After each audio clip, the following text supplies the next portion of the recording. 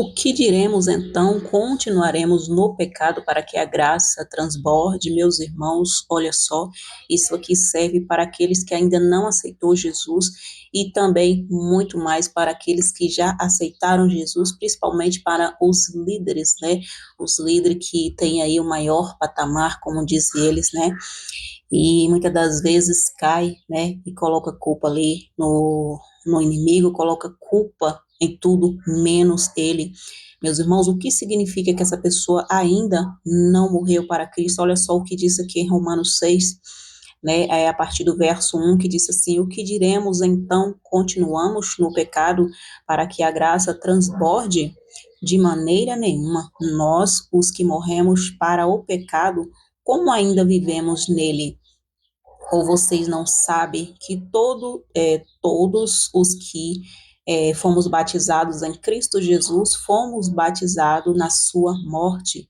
Portanto, fomos sepultados com ele na morte para o meio do batismo, por meio do batismo, a fim de que, como Cristo foi ressuscitado dentre os mortos, pela glória do Pai, assim também vivemos uma vida nova, se pois nós tornamos unidos na semelhança da sua morte, certamente o seremos também na sua ressurreição, pois sabemos que o nosso velho homem foi crucificado com ele, para que o corpo pecaminoso seja destruído, de modo que deixamos de ser escravo do pecado, pois quem morreu foi justificado do pecado. Ora, se morremos com Cristo,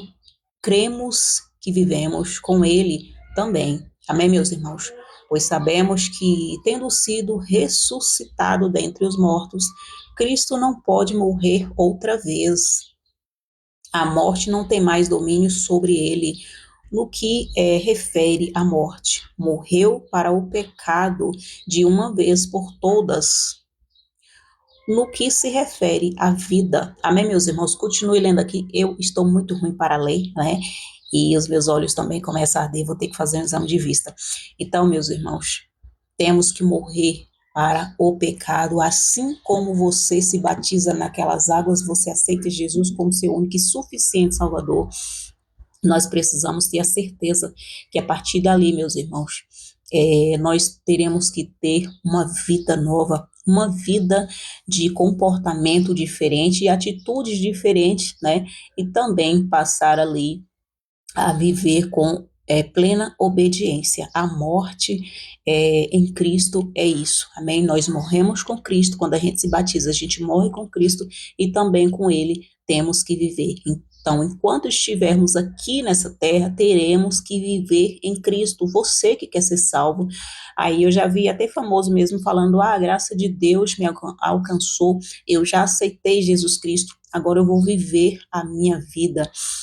Meus irmãos, essas pessoas precisam ler a Bíblia, principalmente esse capítulo. Elas lêem e para que o Espírito Santo possa lhe tirar a cegueira dos olhos dessas pessoas.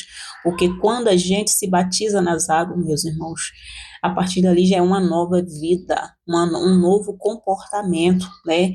Vocês aí entendem o que eu quero dizer, que muitas das vezes eu não consigo explicar direito, mas se vocês leem a palavra, vocês vão entender que o batismo, o que significa o batismo, né? Que é morrer para este mundo e viver para Cristo.